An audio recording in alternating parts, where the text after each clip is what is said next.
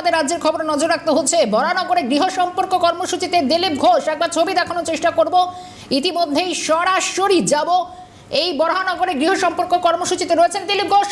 রেশমি দাস আমাদের সঙ্গে রয়েছেন সরাসরি। রেশমি, কিছুদিন আগেই কিন্তু একেবারে নতুন ভূমিকা দাবাং মোড়ে দিলীপ ঘোষ আবারও ফিরেছেন বরানগরে গৃহ সম্পর্ক কর্মসূচিতে। ঠিক কি হচ্ছে, কি সূচি রয়েছে?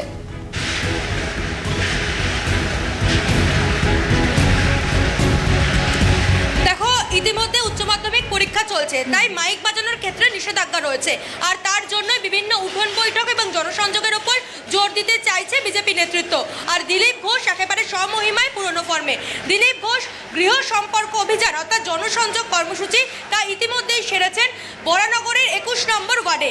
আর সেখানে জনসংযোগ কর্মসূচি সারার পর তিনি এখন বৈঠক করছেন মণ্ডল সভাপতিদের নিয়ে। মূলত মণ্ডল সভাপতিদের বিভিন্ন টাস্ক বেঁধে দেবেন দিলীপ ঘোষ। এই অঞ্চলে কিভাবে ভোট প্রচার করতে হবে এবং ভোট প্রচারে কি কর্মসূচি করতে হবে। আর দিলীপ ঘোষকে দেখা গেল আজকে ফের স্বমহিমায় তিনি এলাকায় গিয়ে বিভিন্ন দেওয়ালে দেখা গেল যে বিজেপির যে পোস্টার, সেই পোস্টার নিজের হাতে আটকালেন দিলীপ ঘোষ। সাধারণ মানুষের সঙ্গে কথা বললেন। আজকে দেখা গেল দিলীপ বিভিন্ন জায়গায় গেলেন, আপনাদের এলাকায় প্রচার কার্য সারলেন। এবং আপনারা যারা কর্মীরা, আপনারা কি উদ্বুদ্ধ হলেন, উজ্জীবিত হলেন? অবশ্যই। দিলীপদার মতো একজন সুদক্ষ নেতৃত্ব, তিনি আমাদের এই অঞ্চলে এসে আমাদের সঙ্গে যেভাবে ডোর টু ডোর গৃহ সম্পর্ক অভিযান করলেন, আমরা সবাই উদ্বুদ্ধ এবং আনন্দিত। আজকে দিলীপ ঘোষ আসলেন এবং এলাকার মানুষদের সঙ্গেও কথা বলেন, আপনারাও ছিলেন। এলাকার মানুষ কি জানাচ্ছিলেন? এত সূত্রভাবে মানুষরা আমাদেরকে সহযোগিতা করেছে, ওনারা যেভাবে এগিয়ে এসছে, এটা বোঝা যাচ্ছে কি মানুষ তৃণমূল সরকার থেকে কত বিক্ষুব্ধ আর কীভাবে বিজেপি সরকার আসতে চলেছে। সেটা আজকে আমরা যেভাবে দিলদাকে নিয়ে আমরা বাইরে বাড়ি বাড়ি গেলাম আর যেভাবে মানুষরা এগিয়ে এসছে, সেটা একদম নিশ্চিত কি আমাদের 2026-এ বিজেপি সরকার আসছে। আর যে এই বরানগর মূলত তৃণমূলের গড় হিসেবে পরিচিত, সেখানে এত মানুষ আপনাদের দেখে উৎসাহিত হলেন, এত মানুষ আসলেন, কোথাও কি মনে হচ্ছে যে বিজেপি এবার আসতে পারে বরানগরে? আসলে ঘটনা হলো আসতে পারে না, প্রত্যেকটা মানুষের মনেই বিজেপিই রয়েছে। কারণ এসআইআর মাধ্যম দিয়ে আমরা দেখতে পেলাম যে কত ভুয়ো ভোটার, মৃত ভোটার আমাদের এই ভোটের লিস্টের মধ্যে রয়েছে। সেটা যখন মোটামুটি শর্টেড হলো, স্যারের ছড়ির আঘাতে সবাই এখন সোজা, এবং বিজেপি সোজা রাস্তায় হাঁটে, তাই বিজেপি মানুষের মনেই থাকে।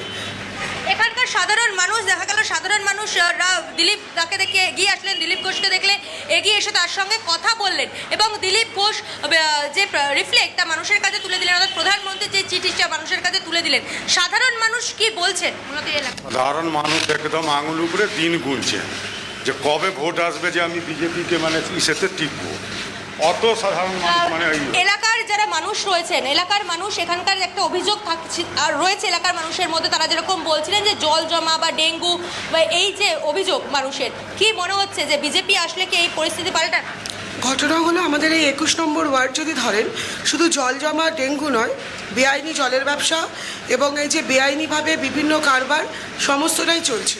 আর কাউন্সিলরের তোলাবাজিতে এই অঞ্চলের প্রত্যেকটা ব্যবসায়ী অতিষ্ঠ।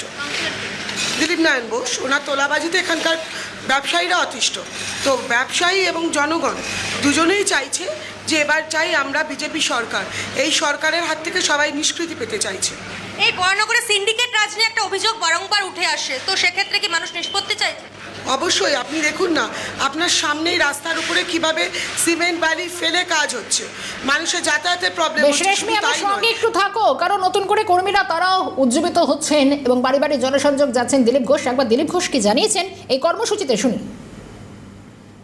26-এর নির্বাচনকে পাখির চোখ করে বাংলার পরিবর্তনের জন্য লড়াই করছে। গতবারে আমাদের কর্মীদের প্রচেষ্টায় অর্ধেকটা আমরা এগিয়েছি, 77 সিট, এবারে সেটাকে 150 পার করতে হবে। তো তার জন্য গত 6 মাস ধরে আমরা বিভিন্নভাবে সংগঠনকে শক্তিশালী করে বিস্তার করার চেষ্টা করছি।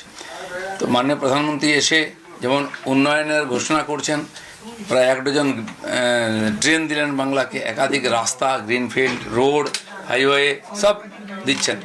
সঙ্গে সঙ্গে পাবলিক মিটিং করে এটাও বলছেন যে একবার বাংলাকে আমাদের হাতে তুলে দিন, আমরা বাংলাকে পাল্টে দেবো, আপনার স্বপ্নের বাংলা বানিয়ে দেবো। আর সেটাকে সফল করার জন্য অন্যান্য নেতৃবর্গ প্রদেশ কেন্দ্রের লেগেছেন, কর্মী বৈঠক জেলা স্তরে, বিভাগ স্তরে, মণ্ডল স্তরে, এখন সেটা বুথ স্তর পর্যন্ত আমরা পৌঁছেছি। বুথের কর্মীদের বৈঠক করা, সেখানে 7-8টা কাজ দিচ্ছি আমরা ওদেরকে। সঙ্গে সঙ্গে স্থানীয় সাধারণ মানুষের বাড়ি বাড়ি গিয়ে মাননীয় প্রধানমন্ত্রীর একটি চিঠি তুলে দিচ্ছি, তাদের সঙ্গে কথাবার্তা বলছি। তো লোকের প্রচণ্ড আগ্রহ, আপনারা দেখলেন আজকে পুরো পাড়ার লোকেরা বেরিয়ে এসছেন, তারা চিঠি নিচ্ছেন, কথা বলছেন, বলেও যাচ্ছেন যে এবারে পরিবর্তন চাই। তো সেই প্রোগ্রামের জন্য আজকে আমাদের যে দমদম লোকসভা নর্থ সুবর্ণ ডিস্ট্রিক্ট তার বরানগর বিধানসভাতে আমার জন্য আজকে প্রোগ্রাম দেওয়া হয়েছিল, আর সেই জন্য আমি এসেছি এখানে। এই অঞ্চলের মানুষেরা কিছু কি অভিযোগ করছেন? জল জমার সমস্যা, ডেঙ্গু একটা বড় সমস্যা এই অঞ্চলে। না, অভিযোগ পার্টিকুলার আমি শোনার সময় পাইনি। বলছি যে তাড়াতাড়ি করুন, পরিবর্তন চাই, সমস্যা অনেক। তো সমস্যার তো প্রতিদিন নতুন সমস্যা তৈরি করেন মমতা ব্যানার্জি, সমাধান কিছুই করেন না। নদিয়াতে পলাশী পাড়া থেকে হুমায়ুন বাবরি যাত্রা করছেন, এর পাল্টা আজকে হযরত মুহাম্মদের জন্মদিনে শিলিগুড়িতে ফিরহাদ হাকিম যাত্রা করছেন। তো হুমায়ুনকে কাউন্টার করতে কি আজ মাঠে নামতে হলো ফিরহাদ হাকিমকে? কি বলবেন? দেখুন, এই যে যা চলছে, সে ফিরহাদ হাকিম হন বা ববি হাকিম হন, কি বলে হুমায়ুন কবির হন, সবই মুসলিম ভোটকে কেন্দ্র করে। পশ্চিম বাংলার চিন্তা কারো নাই। এখানে সেই যে কি বলে সাচার কমিটির রিপোর্টে এসছে 20 বছর আগে যে পশ্চিমবাংলার মুসলমানরা দেশের মধ্যে পিছিয়ে আছে।